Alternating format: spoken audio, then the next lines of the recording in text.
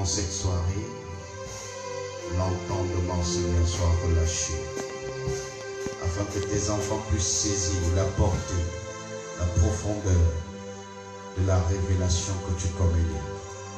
Seigneur, je prie que la distraction se taise. Je prie que le doute se taise. Je prie que la peur s'éloigne des cœurs.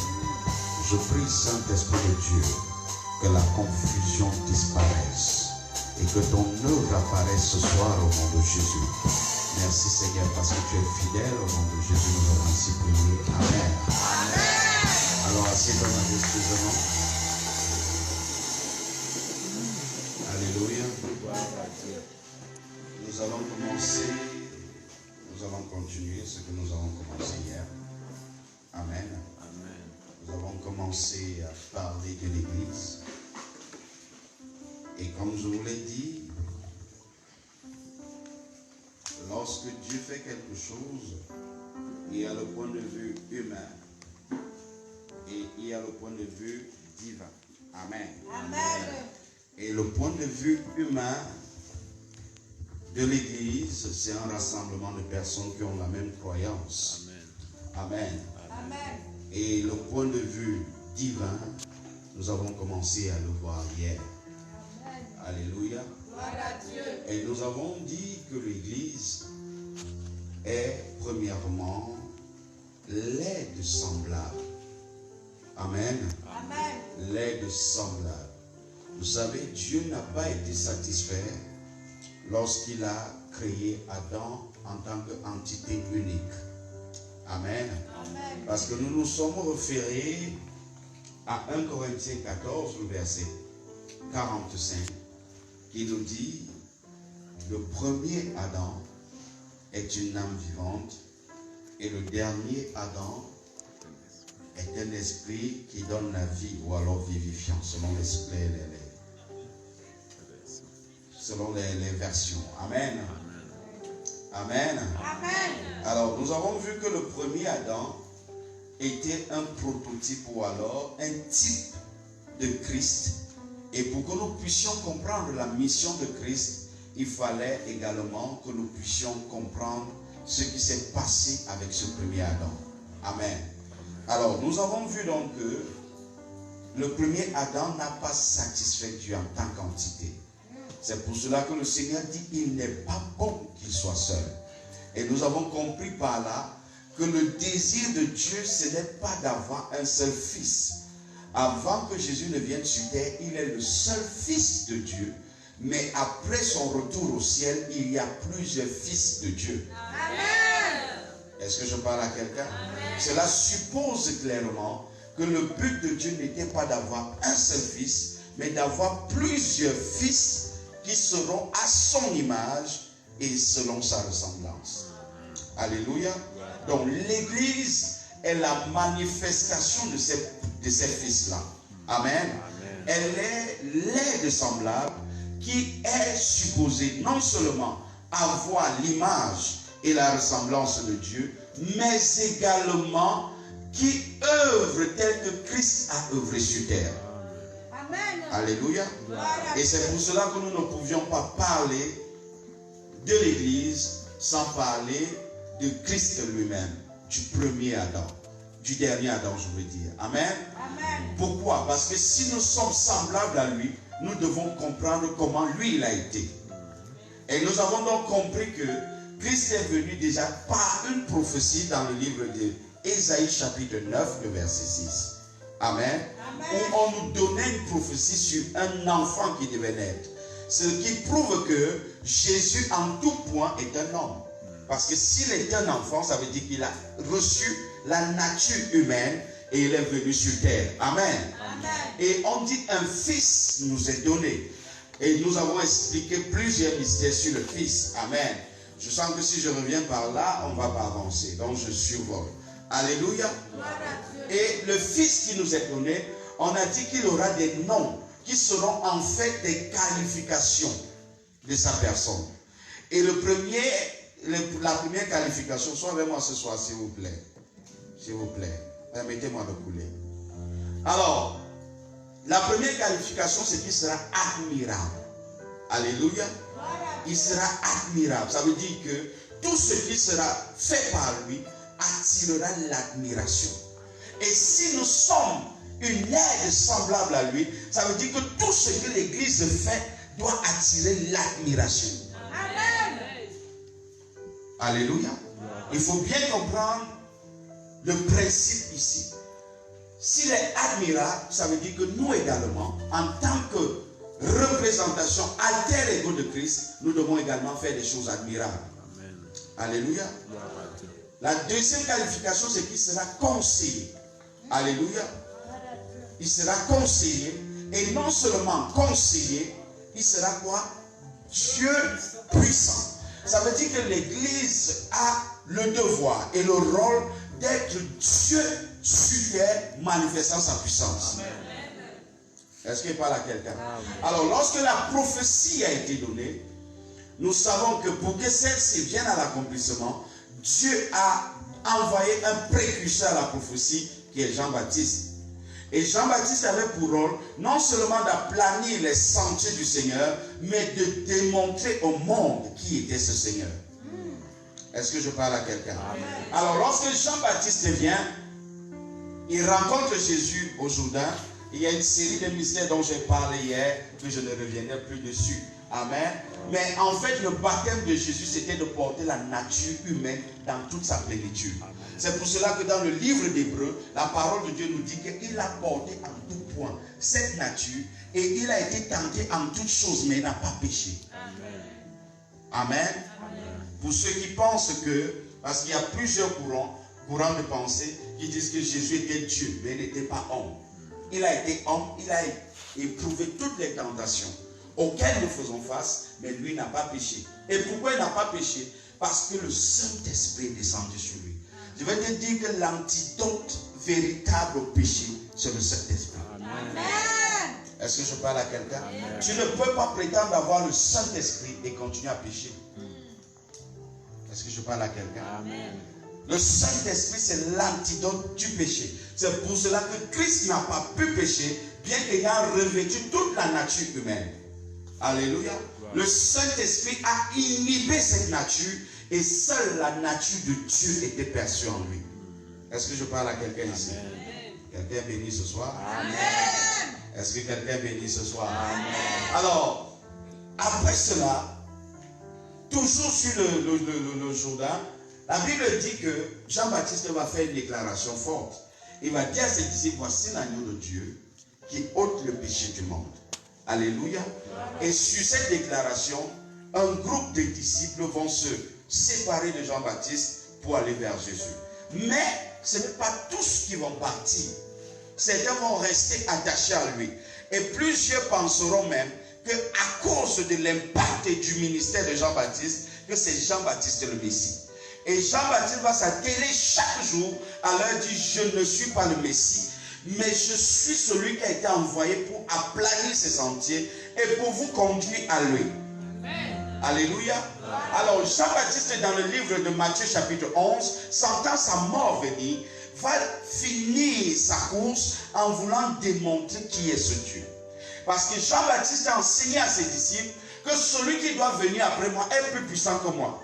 Moi, je vous baptise d'eau, mais lui va vous baptiser du Saint-Esprit et de feu. Amen. Lorsqu'on parle de Jésus, c'est le Père du baptême, du Saint-Esprit et du feu. Je ne parlerai pas de ça aujourd'hui parce que c'est une autre dimension du mystère de la personne de Jésus. Alléluia.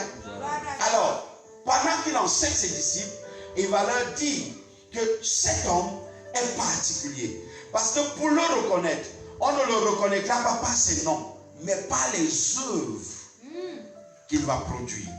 Et quelles sont les œuvres qu'il va produire? Esaïe va donc déterminer le Fils que vous allez voir. Lorsque vous allez voir ces choses en lui, sachez que c'est lui qui est le Messie. Alléluia. Et il va donc commencer au somme, dans le livre d'Esaïe, Esaïe chapitre 35, à partir du verset 4, il commence donc à déterminer qui sera ce Fils. Et il dit que ce Fils sera Dieu lui-même. Que personne ne te déçoive, Jésus est Dieu en toutes choses. Amen. Alléluia. Est-ce qu'on peut relire ça? Tu es là? pour que nous puissions évoluer. Ésaïe 35. Alléluia. Ésaïe 35. Nous allons lire à partir du verset 4. Alléluia. Nous devons comprendre les Saintes Écritures. Alléluia.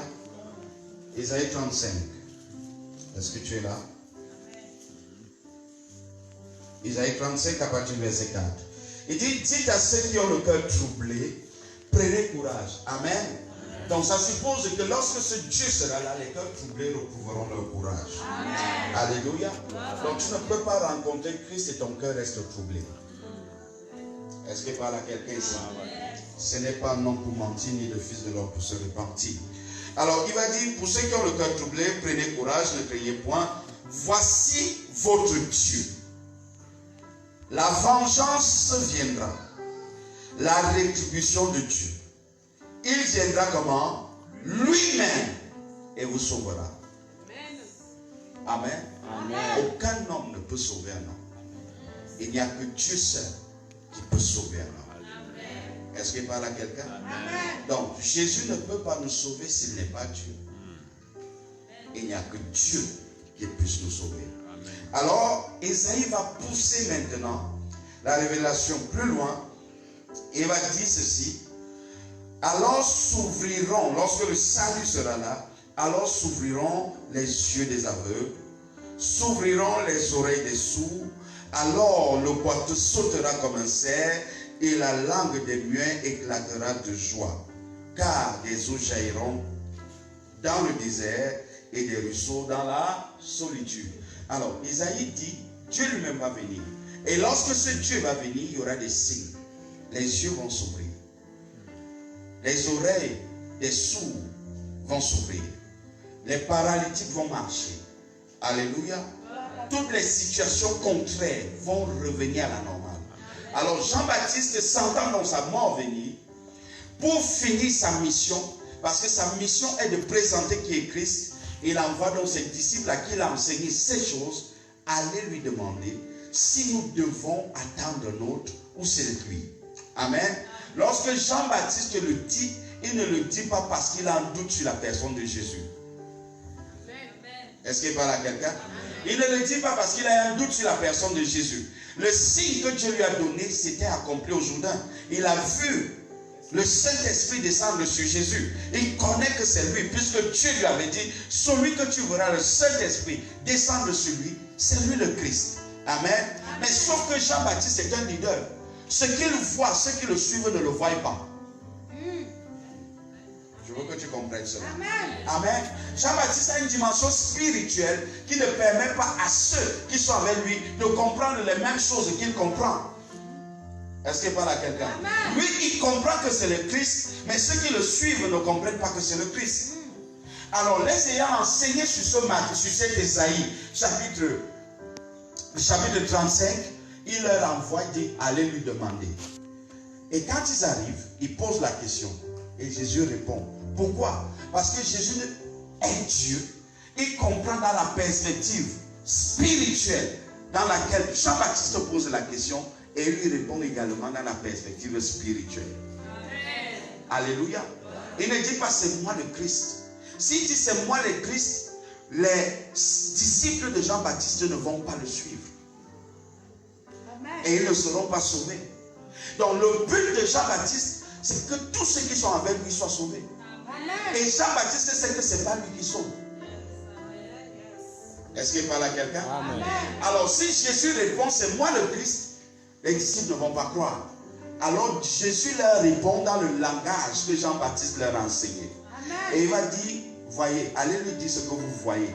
Ce n'est pas ce que vous avez seulement entendu, mais ce que vous-même vous voyez. Amen. Les aveugles le voient. Donc si les aveugles le voient, c'est quand le Dieu lui-même sera là que les aveugles vont commencer à voir. Donc c'est lui que nous cherchons. Amen. C'est plus clair aujourd'hui. Alléluia. Les aveugles voient, les sourds entendent, les muets parlent, les paralytiques marchent, les morts ressuscitent, les lépreux sont purifiés et la bonne nouvelle est annoncée aux pauvres. Lorsque Jésus donne cette réponse, les disciples comprennent que c'est lui le Seigneur. C'est lui Dieu.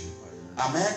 Alors si l'église donc est l'alter ego de ce Dieu-là sur terre, cela suppose que partout où l'église se retrouve, les yeux doivent s'ouvrir. Est-ce que je parle à quelqu'un? L'église n'est pas église sans la dimension de la divinité de l'église. Je reviens sur ça. L'église ne peut pas être église sans la manifestation de Dieu.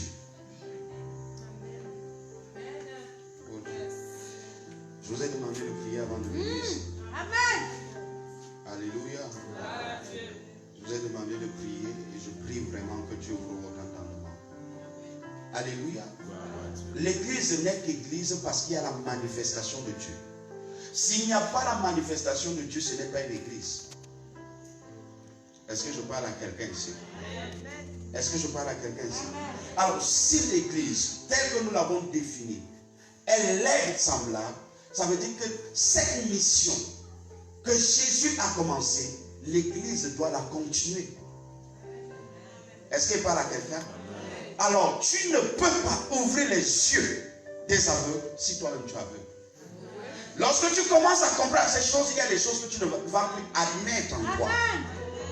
Est-ce que je parle à quelqu'un?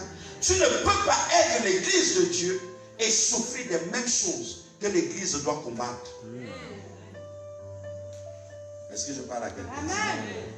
Donc, si nous sommes semblables à lui, nous devons opérer à la même dimension que lui. Si nous sommes semblables à Christ, nous devons manifester les œuvres de Christ. C'est ça l'église. Alléluia. Alléluia. L'église manifeste exactement ce que Christ a manifesté. L'église manifeste la divinité de Dieu et manifeste également le caractère de Dieu. Nous ne pouvons pas manifester simplement la divinité parce que la divinité de Dieu est soutenue par son caractère.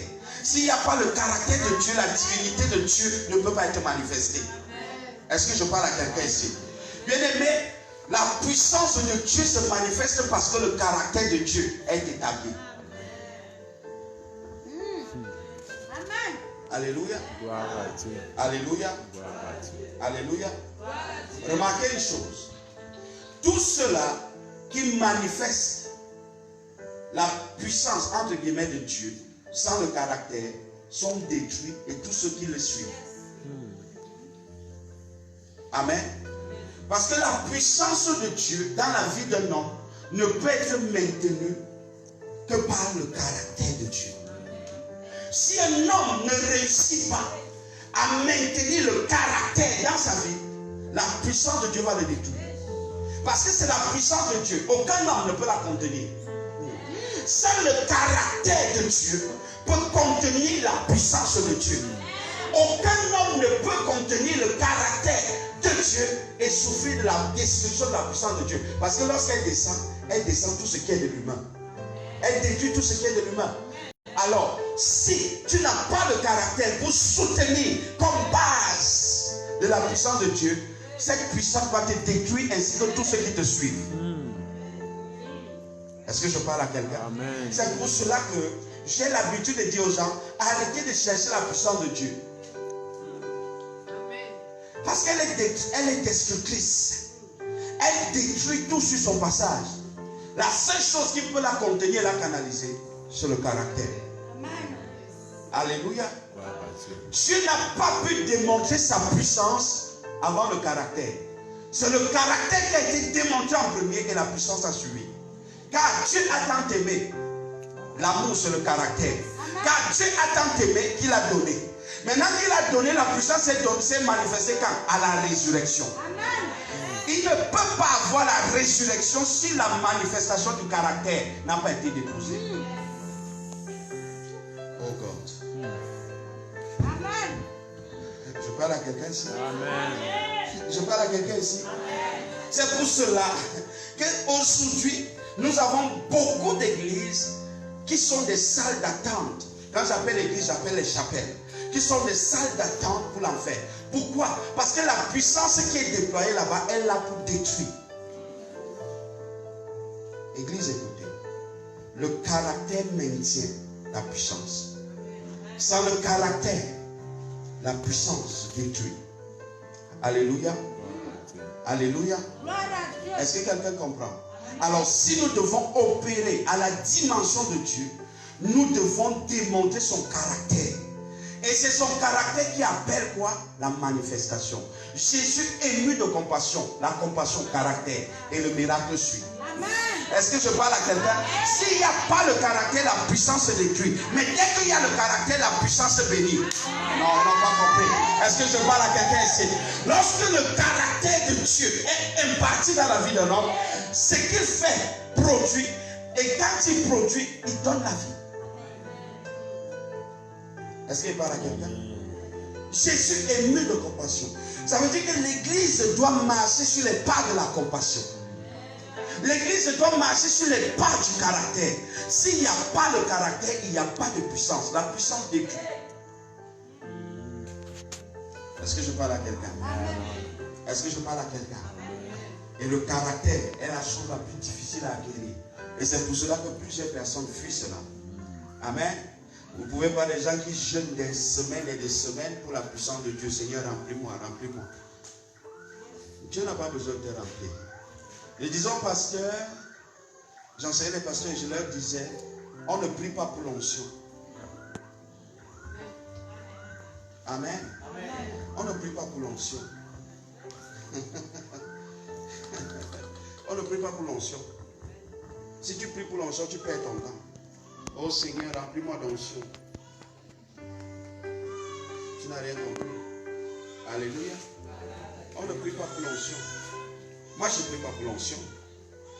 Je sais ce qu'il faut faire pour que l'onction grandisse. Amen. Écoute-moi bien. Tu ne peux pas avoir un seau de 5 litres et tu veux une eau de 10 litres. Je reprends. Tu ne peux pas avoir à main un seau de 5 litres et tu veux 10 litres d'eau. Dieu n'est pas là pour gaspiller son onction. Tu présentes 5 litres et tu veux 10 litres. Ça ne va jamais se faire. Prie pour l'onction là 1000 ans, ça ne va jamais se faire. Je vous ai dit, qu'est-ce qui contient l'onction? C'est le caractère. Plus le caractère grandit, plus...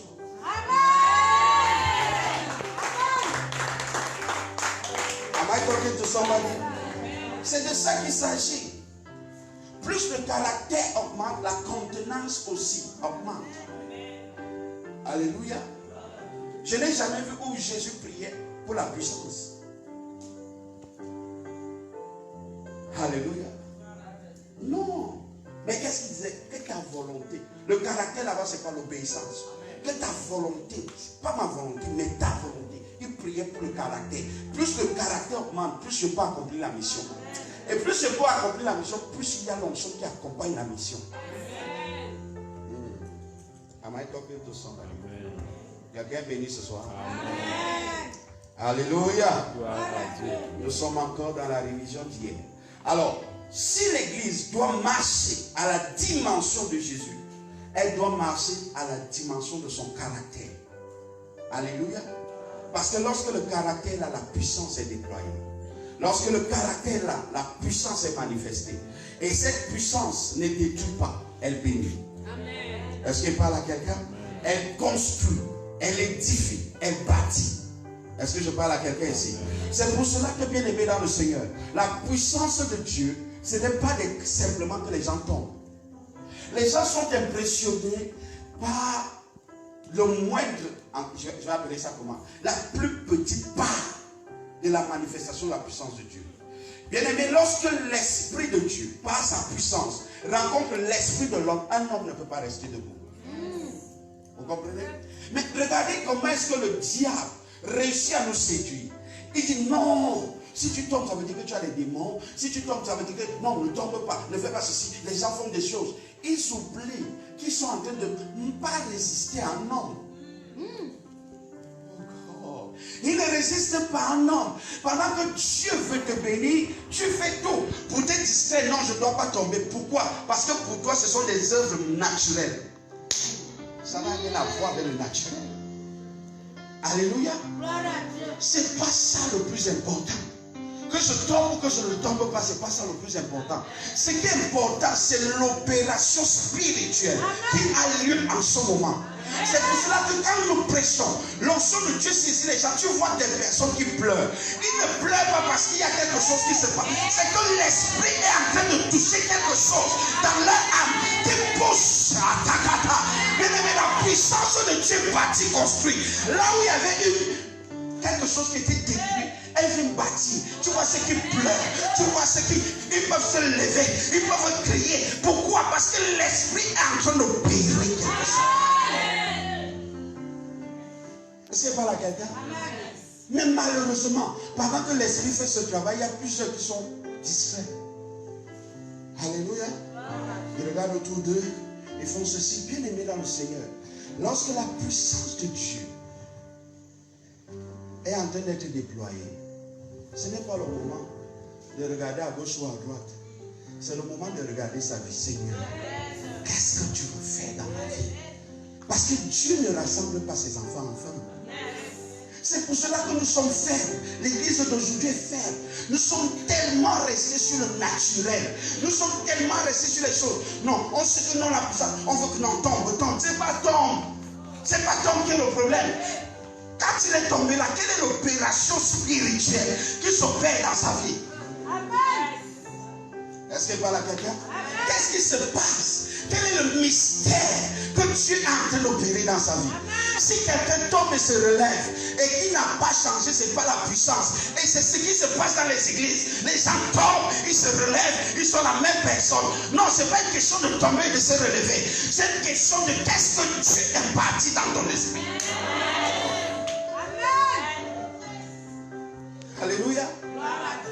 Pendant que nous prêchons, il y en a certains qui reçoivent la révélation. Des révélations commencent à couler. Pourquoi? Parce que la puissance de Dieu a ouvert la fréquence du ciel. Et ceux qui sont disposés sont capables de prendre cela. Mais ce sont des mystères qu'on n'explique pas. L'Esprit de Dieu, lorsqu'il rencontre un esprit, mais il y a des choses qui se passent. Am I talking to somebody?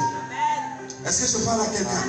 Donc, lorsque nous parlons de la puissance de Dieu, il ne faut pas la canaliser. Il ne faut pas voir la puissance de Dieu dans un seul domaine. Bien aimé, quelqu'un peut recevoir des mystères pendant qu'il est assis. Tu ne sais pas ce qui se passe, mais Dieu sait ce qui se passe. Bien aimé, dans cette dimension, il n'est pas prévu que tu sois distrait. Dans cette dimension, il y a quelque chose. Pendant que nous prêchons, c'est que des maladies passent. Parce qu'on n'a pas besoin de les toucher. Est-ce qu'elle parle à quelqu'un ici? C'est une dimension hautement spirituelle, bien-aimé. Sortons des sentiers battus. Sortons des sentiers battus. Sortons des sentiers battus. Non, quand on va aller à l'église, il y aura ceci. Non, la prédication porte la puissance. La prédication pour la quitte. Lorsque Dieu parle à un homme, c'est un mystère. Pendant que je suis en train de parler, il y a d'autres personnes qui écoutent des choses différentes dans leurs oreilles. Parce que c'est le Saint-Esprit qui est en train de faire son œuvre dans la vie des hommes. Je veux te dire quelque chose. La dimension de Christ, ce n'est pas la dimension naturelle. C'est la dimension surnaturelle de Dieu. Et l'église, c'est le lieu surnaturel. Trop de distractions à l'église. Parce qu'on ne comprend pas. On ne vient pas rencontrer un homme. On ne vient pas faire plaisir à un homme. Mais on vient... Oh God. Oh God. Il y a des jours, lorsque je médite, je ne peux pas me taire. Je commence à crier. Pourquoi? Parce que la révélation de sa parole vient de toucher mon esprit à une dimension haute. Bien aimé.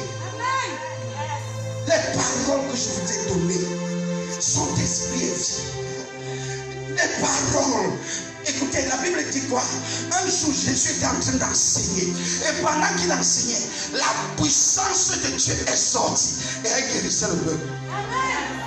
Pendant qu'il faisait quoi? Pendant qu'il enseignait. Plusieurs personnes attendent la prière. Plusieurs personnes attendent les impositions des mains. Écoutez-moi bien. Le règne de l'esprit, ce n'est pas seulement les impositions des mains.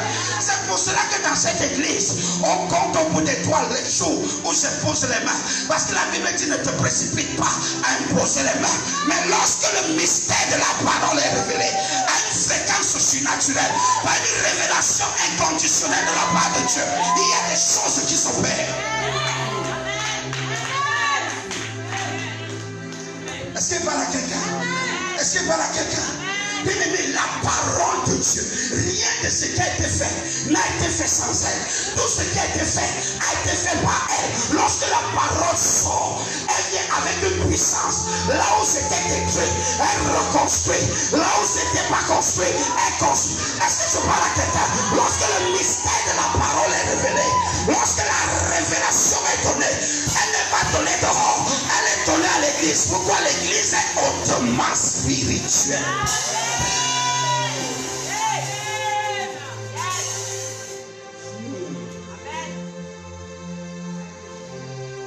Bien-aimé dans le Seigneur, n'aie pas église celui qui est habitué aux choses naturelles. Non, non, non, non. Non, non.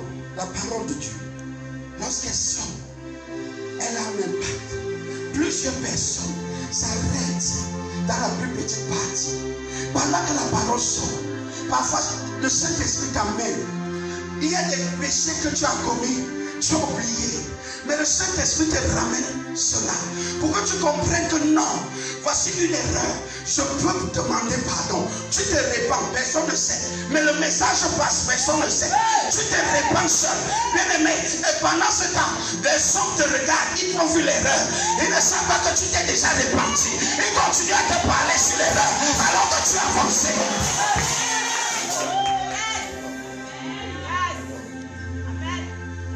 C'est pour cela que lorsqu'on vient à l'église, on ne vient pas, même si on est venu comme étant une famille. On vient chacun. On vient chacun pour son âme.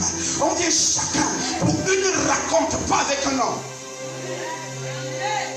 Si tu viens rencontrer un homme, tu as perdu. Si tu viens rencontrer un homme, oh non, tu as perdu. Bien-aimé dans le Seigneur, plusieurs venaient rencontrer Jésus. Leur problème c'était quoi? Je dois manger. Et leur donner le pain. D'autres personnes venaient, je suis malade, et les guérissait. Plusieurs autres personnes venaient, je suis paralytique, et les guérissait. Mais une infime partie venait pour avoir une communion. Et ceux qui ont eu cette communion, bien aimé, lorsque Christ est parti, c'est eux qui représentent Christ maintenant. Bien aimé, les choses naturelles sont temporaires, mais les choses spirituelles sont éternelles.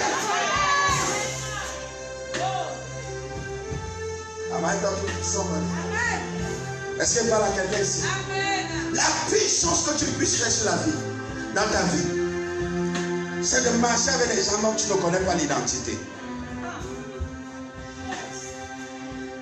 Je dis encore, la pire erreur que tu puisses commettre dans ta vie, c'est de marcher avec des gens dont tu ne connais pas l'identité.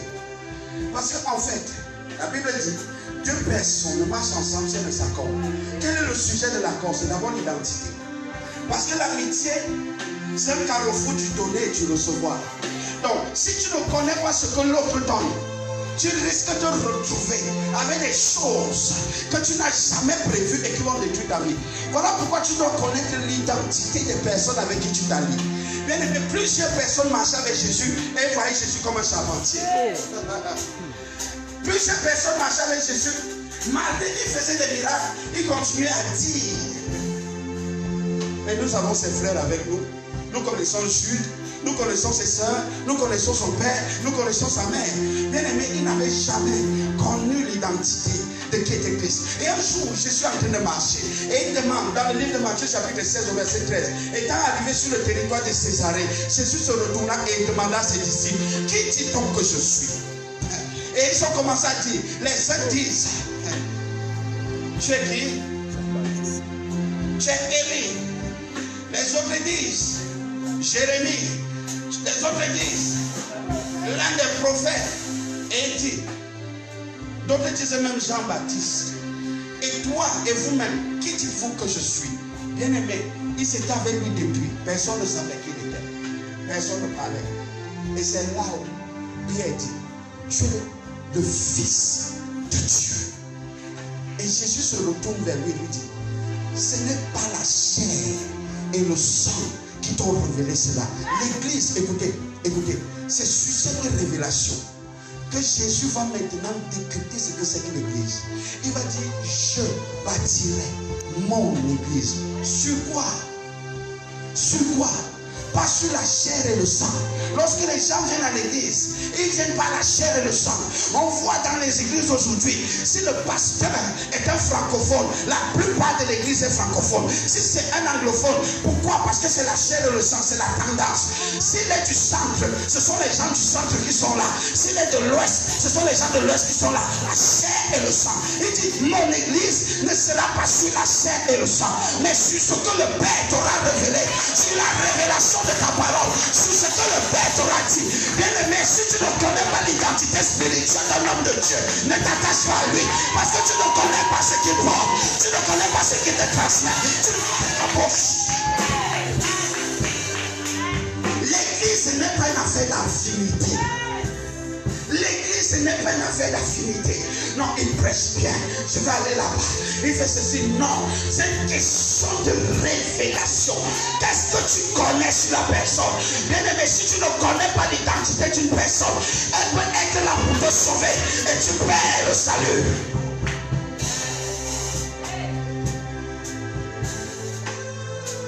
Parce que l'une des choses que j'ai apprises avec Dieu, c'est qu'il donne à chacun en fonction de son désir. Ceux qui ont faim, il leur donne du pain. Ceux qui sont malades, il les guérit. Mais ceux qui viennent pour le connaître, il se révèle à eux. Est-ce que je parle à quelqu'un? Alors lorsque tu viens à l'église, pose-toi une question. Pourquoi je suis là? Suis-je là pour le pain? Je veux me marier. Je veux faire ceci. C'est ça l'église d'aujourd'hui. Ce qu'on promet aux gens. Tu vas te marier, tu vas voyager. Bien aimé, ça c'est le pain. Bien aimé, et ça s'arrête ici sur terre.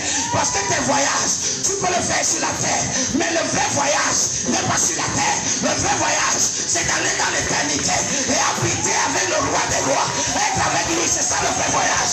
Tu peux être avec celui qui a l'onction, qui a ton visa. Mais parce que tu veux les voyages terrestres, tu ne reçois pas ton visa.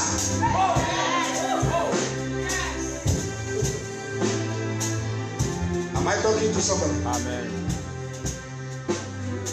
Je suis dans la révision d'hier. Je n'ai pas encore commencé ce qu'on doit voir aujourd'hui. Est-ce qu'il parle à quelqu'un? Bien aimé, l'église n'est pas une affaire d'amitié. C'est mon ami, je vais dans son église. Non. Ce n'est pas une histoire d'affinité. L'église est basée sur la révélation. Parce que tu es bien. Sur cette pierre, je bâtirai mon église. L'église est bâtie sur la révélation. Bien aimé, l'église est bâtie sur la révélation. Je dis l'église est bâtie sur la révélation. Alors tu ne peux pas venir à l'église sans révélation. Écoutez, la Bible dit ceci dans le livre de Somme 119, le verset 130. Il dit ta révélation est claire et donne l'intelligence au simple. Alléluia. Ta révélation est claire. Ça veut dire que ta révélation c'est la lumière. C'est pour cela que dans le même Somme 119 au verset 105, il dit ta parole est une lampe à mes pieds. Mais une lumière quoi? Quand je commence à grandir spirituellement, écoutez, le rayon d'action d'une lampe est inférieur au rayon d'action d'une lumière. Le rayon d'action d'une lampe, c'est juste à ton niveau. Qu'est-ce que ça signifie? Quand tu viens à Christ, Dieu te donne sa parole. La révélation première qui t'amène à comprendre, c'est ton état. Parce que tu te vois toi-même, la lampe t'éclaire. Amen. La lampe t'éclaire. Elle t'éclaire. Et quand tu t'éclaires, tu commences à voir ce qui doit être et ce qui ne doit pas être. Parce qu'il te révèle cela. Maintenant, on va à une autre dimension. Ça, c'est pour les enfants. Quand tu deviens un fils, ça devient la lumière. La lumière sur quoi? La lumière sur le sentier, sur ta destinée. Tu n'es mon Dieu, tu n'es plus au niveau de voir ce qui est sur toi. Mais tu vois là où tu t'amènes. Tu commences à comprendre là où tu es en train de partir. Beaucoup de gens tombent en route parce qu'ils ne savent pas là où ils vont. Ils n'ont jamais vu là où ils sont en train de partir. Pourquoi? Ils n'ont pas eu la révélation de là où ils partent. Et lorsque tu sais là où tu vas, tu ne t'arrêtes pas aux obstacles d'aujourd'hui. Ils n'ont pas compris. Lorsque tu commences à comprendre, lorsque Dieu te montre ici que tu es en train de partir, peu importe ce qui se passe aujourd'hui ici, tu sais qu'ici la nef est temporaire, tu vas quelque part. Tu ne t'arrêtes pas à ça. Mais maintenant, la Bible dit ceci.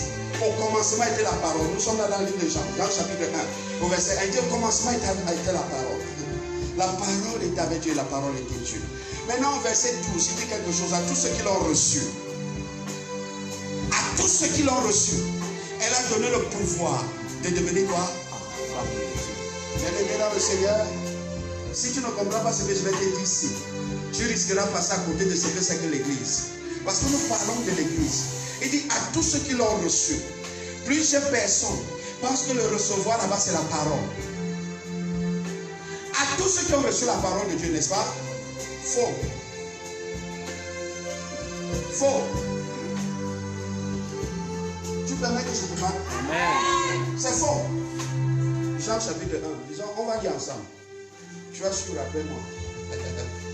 Les gars d'Abassandaria, Digé de Grossataria. Oh, le pianiste, pourquoi tu veux m'abandonner? Ce soir, tu n'es pas avec moi. Jean chapitre 1. Nous sommes là. On va dire ensemble. D'accord? Tu vérifies dans ta Bible. Alors, il est écrit. Au commencement était la parole. Et la parole était avec Dieu. Et la parole était comment? Était Dieu. Elle était au commencement avec Dieu. Toutes choses ont été faites par elle. Et rien de ce qui a été fait n'a été fait sans elle. À partir du verset 4, ça devient compliqué. En elle était quoi? La vie. Et la vie était quoi? La lumière des hommes. En elle était quoi? La vie. Et la vie était quoi? La lumière des hommes. En elle était quoi? La vie. Et la vie était quoi? La lumière des hommes. Continuons. La lumière, lui, dans les ténèbres ne l'ont point reçu. Il y eut un homme envoyé de Dieu, son nom était Jean. Il vint pour servir de témoin, pour rendre témoignage à quoi? Et il parut pour rendre témoignage à quoi? À la lumière. Cette lumière était elle était la véritable lumière qui, en venant dans le monde, éclaire. Elle était dans le monde et le monde a été fait par elle. Et le monde ne l'a point connue. Elle est venue chez les siens et les siens ne l'ont point reçue. Mais à tous ceux qui l'ont reçue, qui ont reçu quoi? La lumière.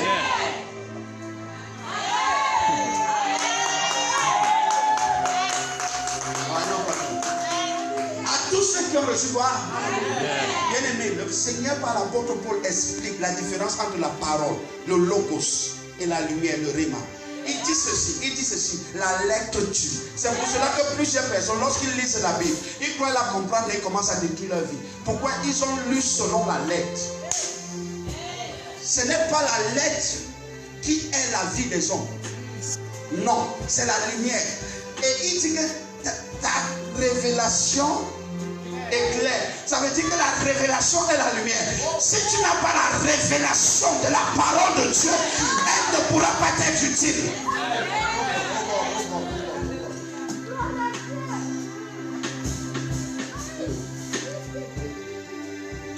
C'est comme si c'est pas la septième personne. Ça va? À tous ceux qui ont reçu quoi? La révélation de cette parole qui est la vie des hommes. Elle a donné le pouvoir. Il n'y a pas de pouvoir sans révélation. Est-ce qu'elle parle à quelqu'un? C'est pour cela que plusieurs sont entre guillemets dans les chapelles, mais ne sont pas de l'église. Pourquoi? Ils n'ont pas reçu la révélation qui leur donne le pouvoir de devenir. Sans la révélation, tu ne peux pas devenir. Ce n'est pas la révélation que tu peux devenir.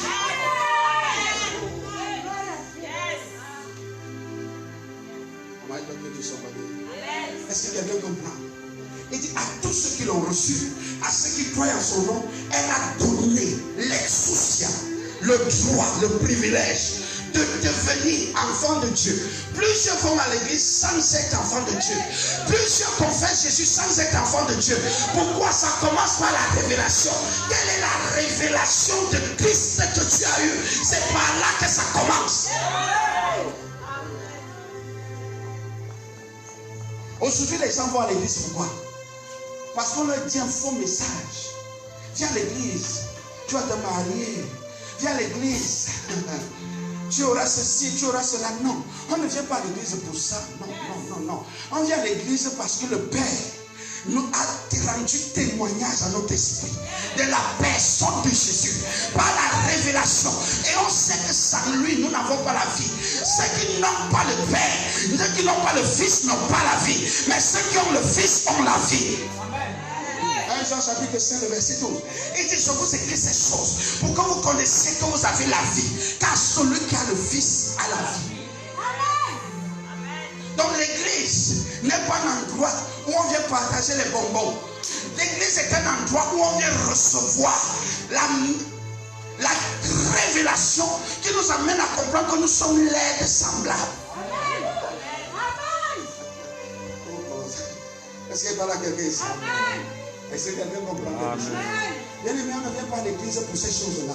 Dieu sait que vous en avez besoin. Alléluia. Ce sont des choses triviales pour lui. Ce que Dieu cherche, c'est un homme qui va connaître Christ par révélation et qui va comprendre quelle est la lumière qu'il a reçue. Cette lumière, je vois sur un sentier. Le sentier, c'est quoi? C'est la destinée. Moi, l'Éternel, je connais les projets que je me suis formé pour vous. Projet de paix. Si tu n'es pas dans la lumière du sentier, tu ne vivras pas la paix. Parce que la lumière du sentier te montre le sentier. Il te montre la lumière. Les projets que j'ai pour toi. Oh, telle voix paraître un homme, mais son issue, c'est la mort. Mais la lumière t'amène à voir la route que le Seigneur a tracée pour toi. C'est pour cela qu'il dit, je suis le chemin. Si tu suis le chemin, si tu es sur la destinée, tu auras quelque chose, ça s'appelle la vérité. La vérité, là, va te donner quoi? La vie.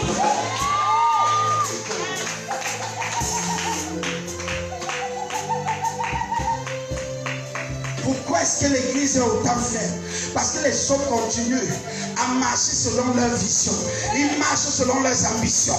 Ils marchent selon leurs projets.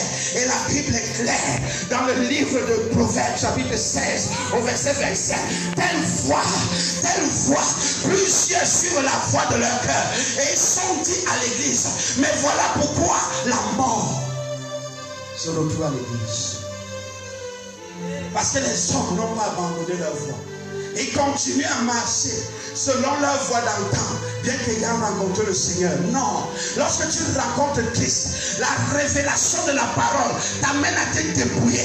C'est pour cela qu'il dit, personne ne peut me suivre. Jean chapitre 16, à partir du verset 24. Personne ne peut me suivre s'il ne renonce à lui-même. La lumière t'amène à renoncer à tout ce qui n'est pas de Dieu. Tu abandonnes toutes ces choses, tu abandonnes tes projets, tu abandonnes tout ce que tu pensais. Parce que les projets qu'il a pour toi sont supérieurs à ce que tu as.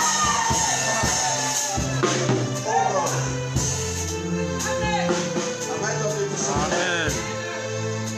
Les projets des hommes en ce qui te concerne, c'est que tu sois un berger simplement. Pardon. Le berger de quoi? De ta famille. Mais tu as d'autres projets. Le jour où tu te dépouilles, ils savaient que ceux qui ne croyaient pas en toi, ceux qui avaient déterminé ta destinée pour être un berger, commencent à voir comment on fait une réunion extraordinaire où on cherche le futur roi. Ils pensent que c'est eux, mais ce n'est pas eux.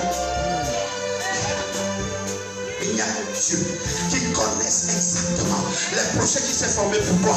Tant que tu marches par ta sagesse, tu finiras dans la détresse. Tant que tu marches dans ta sagesse, tu finiras dans la détresse. Mais quand tu marches par la sagesse de Dieu, tu finiras dans la détresse. Bien-aimé, la révélation de la parole est claire et donne l'intelligence. Tu comprends maintenant que ce que tu voulais n'est pas semblable à ce que Dieu te propose. Parce que ce que Dieu te propose est toujours plus grand que ce que tu as pensé pour ta vie. Il n'y a personne qui peut avoir des projets plus excellents que ce que tu as pris pour lui.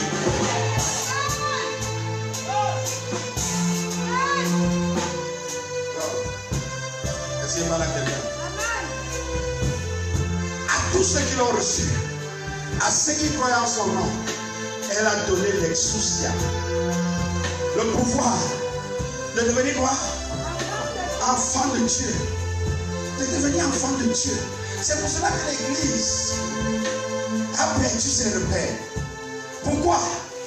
Parce que ceux qui dirigent l'Église ne comprennent même pas ce que c'est que l'Église. Aujourd'hui, nous avons tellement de pasteurs, mais qui ne connaissent même pas ce que c'est que l'Église. Comment vas-tu amener les gens là où toi tu n'es jamais parti? Pourquoi? Parce qu'on a pensé qu'être pasteur, c'est quand la vie t'a dépassé et que tu connaisses un verset biblique, alors tu peux être pasteur. C'est ce qu'on a vu aujourd'hui. Les gens s'improvisent pasteur. Du jour au lendemain, je suis pasteur. La vie t'a dépassé, je suis pasteur. J'ai fait les concours, je n'ai pas réussi, je suis pasteur. Bien aimé, ça n'a rien à voir. C'est pour cela qu'aujourd'hui, on a une telle image de l'église. Pourquoi? Parce que ceux qui dirigent l'église sont qui? Ce sont des bandits qui ont fui la difficulté de la vie et sont venus se cacher dans le pastorat, pensant que le pastorat, c'était simplement les dîmes et les offrandes. Être pasteur, ce n'est pas les dîmes et les offrandes. Être pasteur, c'est être illuminé d'une dimension de mystère que Dieu te donne pour le revêtement de son église. Est-ce qu'il y a pas là quelqu'un ici? Est-ce qu'il y a pas là quelqu'un ici? Donc, bien aimé dans le Seigneur, c'est quelque chose d'autrement spirituel. Ça n'a rien à voir avec les limitations naturelles. Nous sommes l'aide semblable. Ça veut dire que ce que Christ a fait, nous faisons pareil. Et comment pouvons-nous faire pareil si nous ne sommes pas illuminés? Comment pouvons-nous faire pareil si nous n'avons pas la révélation à tous ceux qui l'ont reçu? Quoi? La lumière. Elle donne le pouvoir de devenir. Sans la révélation, tu ne deviens pas. Amen. Est-ce qu'il y a là quelqu'un? La lettre tue, mais l'esprit vivifie. Est-ce qu'il y a là quelqu'un? Donc nous sommes. Quand tu viens à l'église, ce n'est pas une question de chair. Ce n'est pas une question d'affinité. C'est une question spirituelle. Tu ne peux pas aller dans une église où Dieu ne t'a pas témoigné, ne t'a pas rendu témoignage sur loin qu'il a placé à cet endroit. C'est pour cela que plusieurs commettent des erreurs. Bien aimé, ce n'est pas une question d'aimer quelqu'un. C'est une question de connaître son identité. Parce que quand tu connais son identité, tu es sûr que tu peux recevoir son manteau. Aïe, aïe, aïe, aïe, aïe, aïe, aïe, aïe. Tu ne peux pas recevoir le manteau d'un homme si tu ne connais pas son identité. Qu'est-ce qu'Élie va dire à Élisée? Si tu me vois partir, ce que tu demandes est difficile. Bien aimé, on ne reçoit pas la révélation de façon facile. Les gens qui se lèvent le matin, là, il y a la révélation. On se demande d'où ça vient. Élie dit à Élisée, ce que tu demandes est difficile. La double portion de mon esprit, c'est difficile. Mais ce n'est pas impossible. Il ne faut pas confondre impossible et difficile. Difficile, ça veut dire que tu dois suivre les principes. Est-ce qu'il y a pas là quelqu'un? Et pendant qu'il suit les principes, la Bible dit que Élie, en un moment, après avoir traversé le Jourdain, sera enlevé. Et quand il a enlevé, il est parti dans un tourbillon. Dans un tourbillon. Bien aimé, bon, certains d'entre nous, il y a quand même eu les tourbillons. Il y a parfois là, le vent s'amuse un peu. Pardon. Le vent s'amuse un peu là dans ta cour, tu vois, ça tourne comme ça. Et puis, le premier réflexe, c'est de faire quoi? C'est de faire quoi? C'est de faire quoi? C'est de fermer les yeux. Bien aimé dans le Seigneur, lorsque le tourbillon vient, premier réflexe, c'est que tu fermes les yeux. Parce que si tu ne fermes pas les yeux, la poussière ou la terre va entrer dans tes yeux. Et maintenant, qu'est-ce qui se passe avec Élie et Élisée? Élie a dû marcher avec Élisée, le tourbillon vient. Donc ça veut dire qu'Élisée ne peut pas regarder Élie par les yeux. Donc quand Élie dit à Élisée, si tu me vois, ce n'est pas physiquement. Amen. Tu ne peux pas être dans un tourbillon et avoir les yeux ouverts.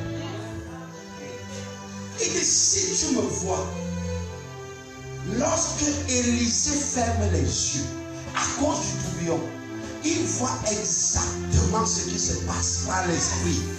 Bien aimé, parce que c'est juste spirituel. Écoutez, les yeux de l'esprit ne s'ouvrent pas tant que tes yeux naturels sont là. C'est pour cela que nos prières parfois ne sont pas exaucées. Parce que tu vois plus la difficulté devant de toi que de voir la gloire que Dieu dispose en ta faveur. Amen. Lorsque Élisée ferme ses yeux, ses yeux spirituels s'ouvrent. Pendant qu'Élie est en train de monter, je vous rassure que Élie part avec son manteau. Il n'a pas laissé. Mais Élisée va faire quelque chose. Il va appeler Élie, pas par son nom physique. Amen. Il va appeler Élie, pas par son nom physique. Il ne va pas dire mon père Élie. Jamais. Il va l'appeler par son identité spirituelle. Mon père, ça de feu. Là qui dit ça, révélation, tu as connu qui je suis par l'identité. Le manteau de ça. Bien aimé, quand tu viens dans une église, tu dois connaître l'identité spirituelle de l'ange que tu as déposé dans l'église. Parce que le jour où tu veux recevoir, ce ne sera pas physiquement. Il faut que tu l'appelles.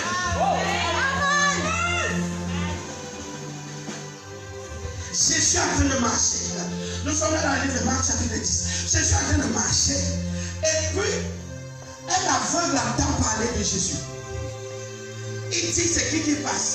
On dit c'est Jésus de Nazareth qui passe. Et pendant qu'il est aveugle, ça veut dire qu'il ne voit pas physiquement. Ce garçon voit une révélation. Et il appelle Jésus par son nom physique. Il n'appelle pas Jésus. Il ne dit pas Jésus-Christ, le fils de Marie. Il dit non. Ah! Comment il appelle? Fils de David. Généalogie de Jésus-Christ. Amen. Fils d'Abraham, fils de David. Amen. Généalogie de fils de quoi? Ah, les étudiants de la Bible connaissent Matthieu chapitre 1, verset 1. Généalogie de Jésus-Christ, fils de David, fils d'Abraham et fils de David. Alors, cet aveugle appelle Jésus par sa connexion spirituelle. Fils de David, aie pitié de moi. Lorsque la révélation est proclamée, le Seigneur ne peut pas continuer. Le Seigneur s'est arrêté. Il n'y a que la révélation de la parole qui peut saisir le Seigneur dans ta destinée.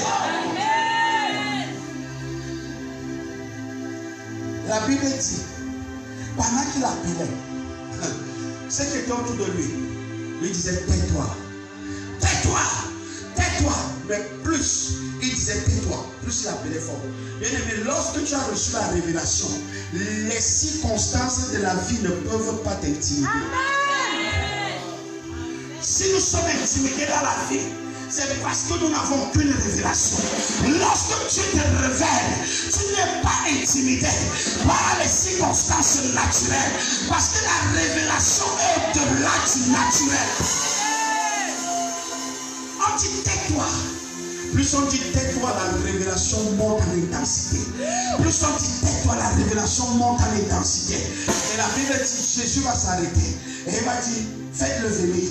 Et les mêmes qui lui disaient tais-toi, qui lui disaient tais-toi, ne dérange pas.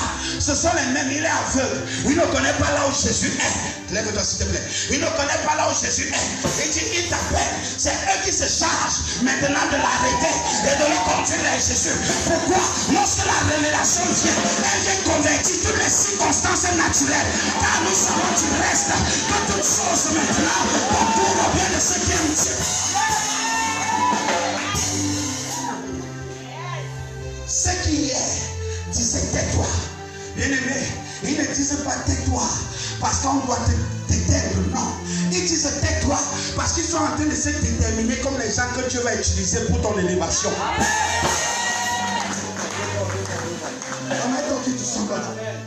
À tous ceux qui l'ont reçu, ceux qui reçoivent la révélation, il dit viens. Bien-aimé, qu'est-ce qui se passe? Lorsque Jésus l'appelle, la première des choses, c'est que le manteau tombe. Tu ne peux recevoir aucune révélation de Dieu et la limitation physique reste sur toi. Il était aveugle et mendiant. Lorsqu'il se lève, la Bible spécifie que son manteau tomba. Le manteau d'aveugle et de mendiant est tombé. Et quand je retourne devant Jésus, qu'est-ce que tu veux que je fasse? Il dit, je veux que tu ouvres mes yeux. Il dit, toi tu veux que je puisse le faire? Il dit, c'est déjà amené par la révélation. Tu vois que j'ignore qui tu es. Bien aimé, quand tu connais qui est Jésus, par la révélation, aucune circonstance naturelle ne peut empêcher ton accomplissement. Et la Bible dit, il a dit, qu'il te soit fait selon ta foi. Et les yeux de Bartimée se sont ouverts. Quel était le signe qu'Ésaïe a dit lorsque le Dieu lui-même sera là? C'est que les yeux s'ouvriront. Qu'est-ce que ça signifie concrètement? Pendant que Jésus est sur terre, il a besoin des preuves pour les hommes de croire en ce qu'il est. Et pendant que Bartimée est sur terre, il a besoin de démontrer que celui qui a la révélation est capable. C'est quoi la nuance? Le Père ou le Fils qui est Jésus est venu sur terre pour qu'on croie que c'est par lui que l'humain peut être sauvé. Et l'église est sur terre, bien qu'étant une église affaiblie parce que ce sont des hommes. Lorsqu'ils ont la révélation de ce qui était l'imitation dans leur vie disparaît, ils peuvent maintenant témoigner que cet homme, c'est lui le Messie. L'église est là pour rendre témoignage à la vérité.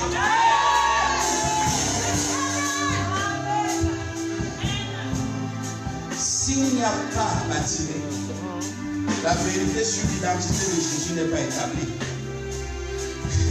Et s'il n'y a pas Jésus, l'identité de Bartimée ne change pas. C'est une relation d'alter-ego. Est-ce que je parle à quelqu'un? Si tu n'as pas la révélation de ce que c'est que l'Église, tu ne pourras pas recevoir tout ce que Dieu a disposé pour l'Église. Tout commence par la révélation. L'église n'est pas charnelle. L'église n'a rien à voir avec la chair et le sang. L'église a à voir avec l'esprit. La révélation de ta parole est claire et donne l'intelligence au sein. Si ce soir tu es venu pour recevoir cette révélation, le temps est arrivé. Tiens-toi sur tes pieds. Tiens-toi sur tes pieds.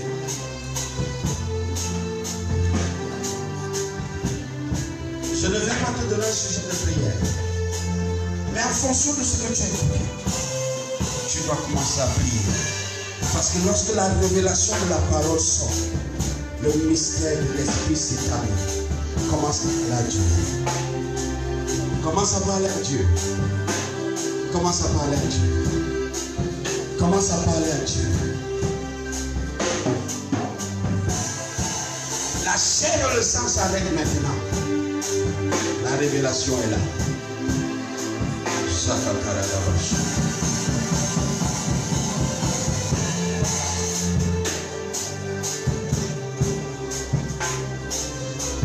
Prie selon que l'esprit te pousse. Salabakandara Saladia.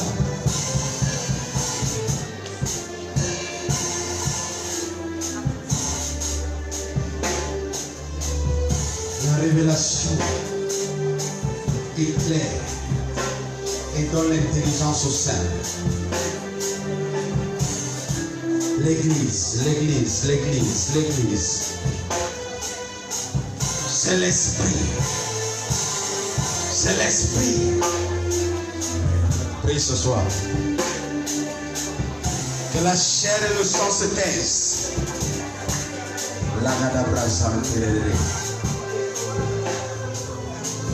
Il y a un manteau qui doit tomber. Comme le manteau de Bartimée est tombé. Il y a un manteau qui doit tomber. Il y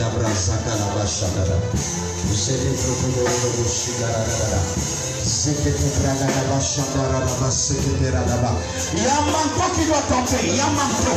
Sakata, sakata, sakata là-bas. Il y a un manteau qui doit tomber. Il y a un manteau qui doit tomber. Il y a un manteau qui doit tomber. Yes, Lord. Yes, Lord. Yes, Lord. Yes, Lord. C'est le temps, c'est le temps, c'est le temps. Il y a des choses qui t'ont maintenu. Bien qu'étant à l'église, choses doivent tomber. Comme Bartimée, le manteau doit tomber. Le manteau doit tomber.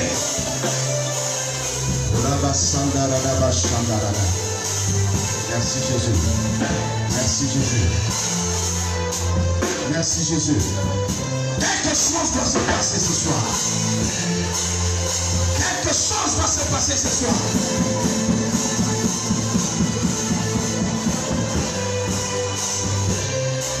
Aucune limitation ne peut perturber là où il y a l'Esprit de Dieu, là où il y a sa révélation.